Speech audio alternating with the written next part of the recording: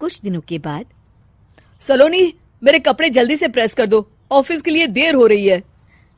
सलोनी मोहन के कपड़ों के पास प्रेस गर्म होने के लिए रख देती है और अपने कमरे में चली जाती है। तभी हॉल में निकिता आती है। सलोनी चुपके से उसे देख रही होती है। आज अगर मैंने ये कपड़े जला दिए तब तो पक्का मेरा भाई इस सलोनी की बच्ची को धक्के मार के घर से बाहर निकाल देगा। अरे तू क्या मुझे निकलवाएगी? महादेव है मेरे साथ। ठहर जा निकिता, आज तो तेरी खैर नहीं। सलोनी अपने पति मोहन को बुला लाती है और निकिता की सारी करतूत दिखाने लगती है। निकिता गर्म प्रेस मोहन के कपड़ों पर रखकर अपने कमरे में चली जाती है। मेरी बहन इतनी बड़ी चालबाज निकलेगी, मैंने तो सोचा ही नहीं था। मुझे माफ कर दो सलोनी, मैं तुम्हें गलत समझ रहा था। मोहन निकिता को बुलाकर उसे खूब डांट फटकार लगाता है। उस दिन के बाद से सलोनी की जिंदगी पूरी तरह बदल जाती है। सलोनी हर किसी के मन की बात सुन लेती थी।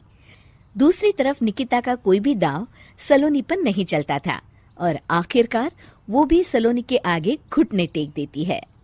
फिर एक दिन सलोनी की सास की सहेली ममता अपनी बहू कविता के साथ वहां आती है। कविता मन ही मन कहती है, अरे ये बुढ़िया पागल है जो मुझे यहाँ लेके आ गई। कहाँ मैं अपनी किटी पार्टी छोड़ के इसके साथ यहाँ मरने आ गई। पता नहीं कब तक इसे झेलना पड़ेगा। अरे ये जल्दी मरे और इसकी सारी जायदाद मेरे नाम हो जाए। सलोनी कविता की सारी बातें सुन लेती है। अरे कविता, तुम अपनी सास की जायदाद के लिए उन्हें झेल रही हो और उनके मरने का इंतजार कर रही हो? ये तो गलत बात है। सलोनी की बात सुनकर कविता बिना देर किए कहती है, अरे ये तुमने कैसे सुन लिया? ये सारी बातें तो मैं अपने मन से बोल रही थी। तुमने कैसे सुन लिया?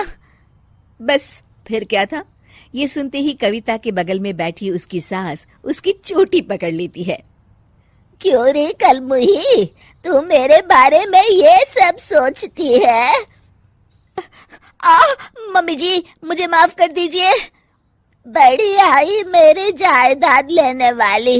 मैं आज ही अपने वकील को बुलाकर सब कुछ छोटी बहू के नाम कर देती हूँ। चल घर चल, आज तेरी अच्छी खबर लेते हूँ। इस तरह सलोनी लोगों के मन की बातें सुन लेती थी।